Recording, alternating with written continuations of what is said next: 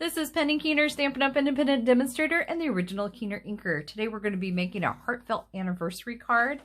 We're going to be using this Heartfelt set, which is fantastic for Valentine's, but don't limit it to that. Also using mini mates, and that's where we're getting the happy anniversary phrasing.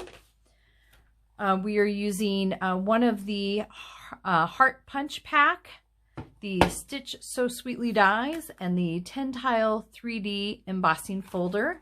The colors we're using today in cardstock is the basic white and then smoky slate. And then for ink, we're using smoky slate. So the size of cardstock that we're using is 5.5 by 8.5, scored at 4 1/4. For our card base. So I'm going to go ahead and fold that. And even though it's already pre-scored, I really like using the bone folder to get it a nice crease. I'm going to set that aside. This I've already ran through the embossing folder. I like having that texture on there. And I'm going to put that onto the front of the card as well. And I'm going to use dimensionals to pop it up to give it some dimension because it is white on white. So I'm going to pull those off. You ever find those little dimensional pieces all over your floor? That's what a vacuum is made for, correct? All right, so let's put it down, but I would like to make sure that it has even sides on it. So I'm going to look down in order to even that up. This piece here is 4 by 5 1/4, so it's a 1/4 inch smaller than my base front. Get the rest of that out of the way.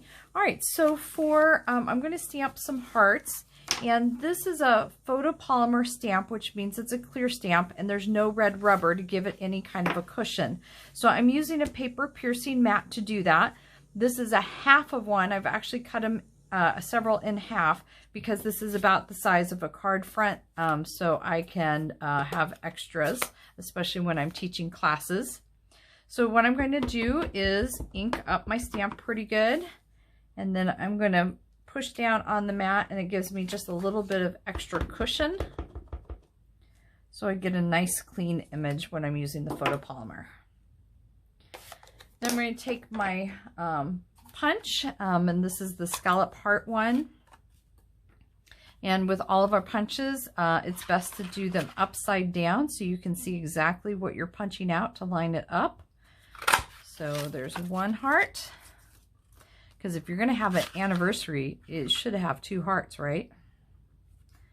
And the second one.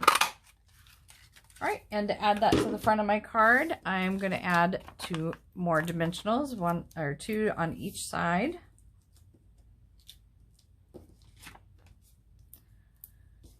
And go ahead and put that onto the front of my card.